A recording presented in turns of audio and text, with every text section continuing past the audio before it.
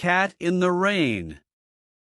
There were only 2 Americans stopping at the hotel. They did not know any of the people they passed on the stairs on their way to and from their room. Their room was on the 2nd floor facing the sea. It also faced the public garden and the war monument. There were big palms and green benches in the public garden. In the good weather there was always an artist with his easel. Artists liked the way the palms grew and the bright colors of the hotels facing the gardens and the sea. Italians came from a long way off to look up at the war monument. It was made of bronze and glistened in the rain. It was raining. The rain dripped from the palm trees. Water stood in pools on the gravel paths.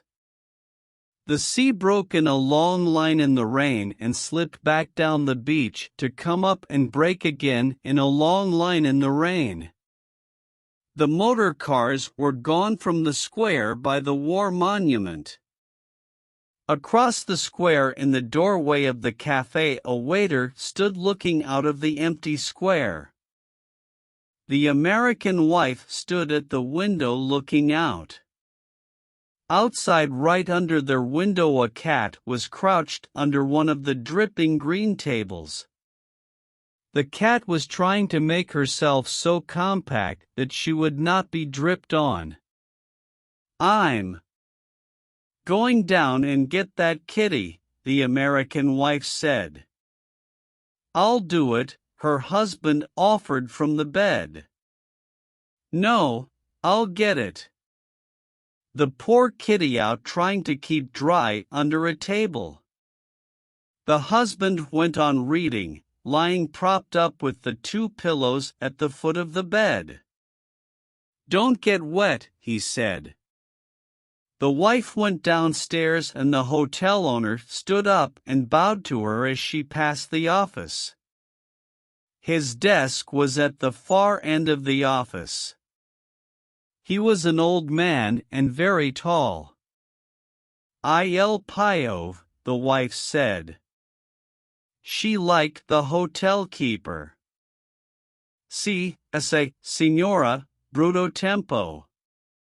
It is very bad weather." He stood behind his desk in the far end of the dim room. The wife liked him. She liked the deadly serious way he received any complaints.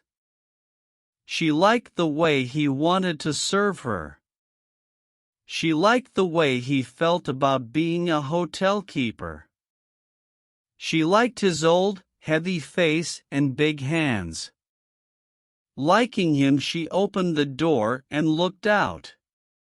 It was raining harder. A man in a rubber cape was crossing the empty square to the cafe.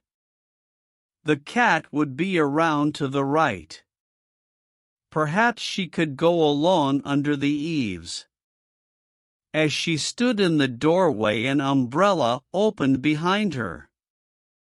It was the maid who looked after their room.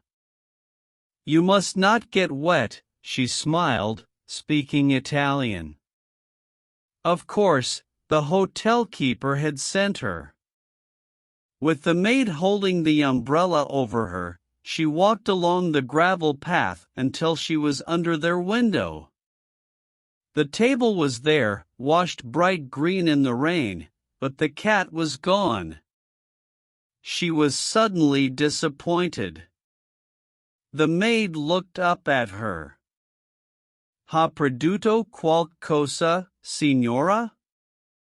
"There was a cat," said the American girl. "A cat?" "Si, Illinois gatto." "A cat," the maid laughed. "A cat in the rain?" "Yes," she said, under the table.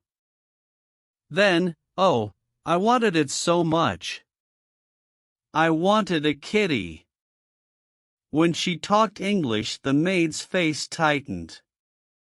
"Come, Signora," she said. "We must get back inside. You will be wet." "I suppose so," said the American girl. They went back along the gravel path and passed in the door. The maid stayed outside to close the umbrella. As the American girl passed the office, the padrone bowed from his desk. Something felt very small and tight inside the girl. The padrone made her feel very small and at the same time really important. She had a momentary feeling of being of supreme importance. She went on up the stairs. She opened the door of the room. George was on the bed, reading. "Did you get the cat?" he asked, putting the book down. It was gone. "Wonder where it went to," he said, resting his eyes from reading. She sat down on the bed. "I wanted it so much," she said. "I don't know why I wanted it so much. I wanted that poor kitty. It isn't any fun to be a poor kitty out in the rain." George was reading again. She went over and sat in front of the mirror of the dressing table looking at herself with the hand glass. She studied her profile, first one side and then the other. Then she studied the back of her head and her neck.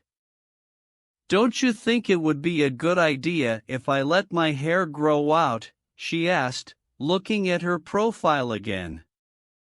George looked up and saw the back of her neck, clipped close like a boy's. "I like it the way it is. I get so tired of it," she said. "I get so tired of looking like a boy." George shifted his position in the bed. He hadn't looked away from her since she started to speak. "You look pretty darn nice," he said.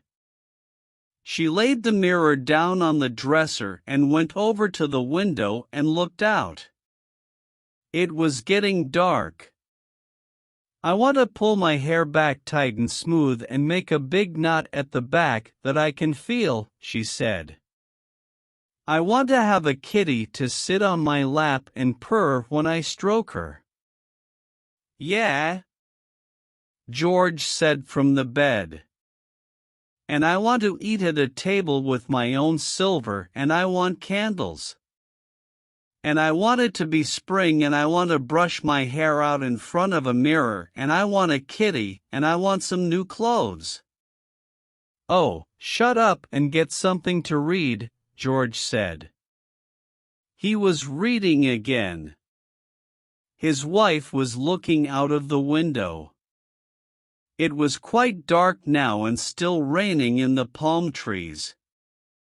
"Anyway, I want a cat," she said. "I want a cat. I want a cat now. If I can't have long hair or any fun, I can have a cat." George was not listening. He was reading his book. His wife looked out of the window where the light had come on in the square. Someone knocked at the door. "Avanti," George said. He looked up from his book. In the doorway stood the maid. She held a big tortoiseshell cat pressed tight against her and swung down against her body. "Excuse me," she said, "the padrone asked me to bring this for the signora."